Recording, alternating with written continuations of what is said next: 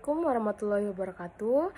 Izin memperkenalkan diri, nama saya Fitriana Sirohyani dengan NPM 22411133 dari kelas manajemen 22C. Di sini saya akan menjelaskan materi konsep sistem dan sistem informasi. Pertama, pengertian umum. Pengertian umum. Sistem informasi atau SI adalah suatu sistem yang terintegrasi yang mengumpulkan, memproses, menyimpan, dan menyediakan informasi kepada pengguna. Sistem ini bertujuan untuk mendukung operasi, manajemen, dan pengambilan keputusan dalam suatu organisasi. Selanjutnya, komponen utama sistem informasi. Sistem informasi terdiri dari beberapa komponen utama yang saling berhubungan dan bergantungan. Komponen-komponen ini meliputi yang pertama ada input, data yang masuk ke dalam sistem, termasuk metode dan media untuk menangkap data atau dokumen-dokumen dasar, transaksi, kejadian, order, atau permintaan. Dan yang kedua ada proses atau model, proses yang memanipulasi data input dan data yang tersimpan di basis data menggunakan prosedur, logika, dan model matematika. Yang ketiga ada output, informasi yang dihasilkan setelah proses yang merupakan hasil pengolahan data yang berguna bagi semua tingkatan manajemen. Yang keempat ada basis data, kumpulan data yang saling berkaitan satu sama lain yang disimpan di perangkat keras dan diolah menggunakan perangkat lunak atau DBMS. Dan yang terakhir ada teknologi, toolbox dari suatu pekerjaan sistem informasi yang meliputi branchware atau sumber daya manusia, software atau perangkat lunak, dan hardware atau perangkat keras. Berikutnya saya akan menjelaskan fungsi sistem informasi. Yang pertama yaitu mendukung operasi. Sistem informasi membantu dalam pengelolaan transaksi harian dan mendukung operasi sehari-hari suatu organisasi. Yang kedua ada mendukung manajemen. Sistem informasi menyediakan informasi yang diperlukan bagi manajemen untuk membuat keputusan strategis dan operasional. Yang ketiga ada mengambil keputusan. Sistem informasi memberikan dasar informasi yang diperlukan bagi pengambilan keputusan yang cerdik dan efektif. Ini ada jenis-jenis sistem informasi. Yang pertama ada sistem informasi manajemen atau manajemen information system. Fungsi menyediakan informasi yang diperlukan oleh manajemen dalam proses pengambilan keputusan dan pengendalian operasional.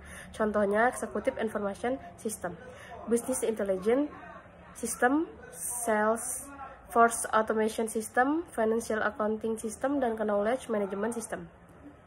Yang kedua ada sistem informasi eksekutif atau executive information system.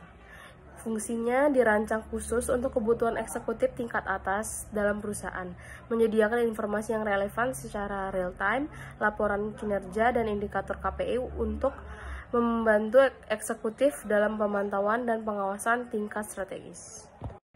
Yang ketiga, sistem informasi akuntansi.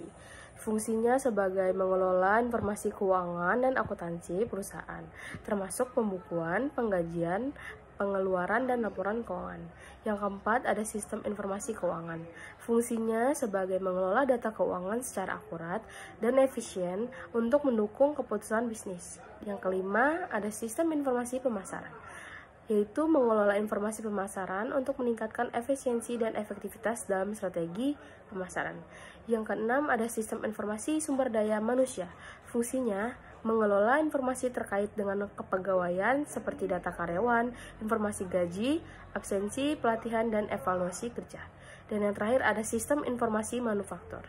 Fungsinya mengelola proses produksi dan operasional manufaktur untuk meningkatkan efisiensi dan kualitas produk. Saya akan menjelaskan alat pengolah data.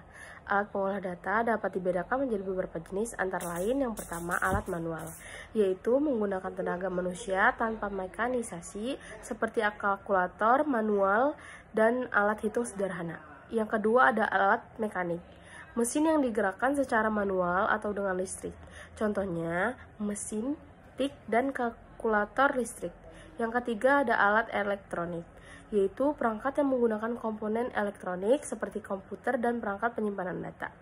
Dan yang terakhir ada perangkat lunak atau software, aplikasi untuk mengolah data seperti Microsoft Excel untuk angka dan Oracle Database untuk penyimpanan data besar. Komponen sistem informasi berbasis komputer. Komponen sistem informasi berbasis komputer terdiri dari beberapa elemen penting yang saling berhubungan dan bergantungan untuk memastikan sistem tersebut berfungsi secara efektif. Berikut adalah komponen-komponen utama dalam sistem informasi berbasis komputer. Yang pertama ada hardware, yang kedua software, yang ketiga data, yang keempat orang, dan yang terakhir ada proses. Selanjutnya, komponen sistem informasi berbasis organisasi. Dalam konteks organisasi, komponen sistem informasi terdiri dari beberapa elemen penting yang saling berinteraksi untuk mendukung pengambilan keputusan dan operasi bisnis. Berikut adalah komponen utama sistem informasi dalam organisasi. Yang pertama, hardware, yang kedua, software, yang ketiga, data, yang keempat, orang, dan yang terakhir ada proses. Sekian materi yang dapat saya sampaikan. Mohon maaf bila ada salah kata. Saya akhiri. Wassalamualaikum warahmatullahi wabarakatuh.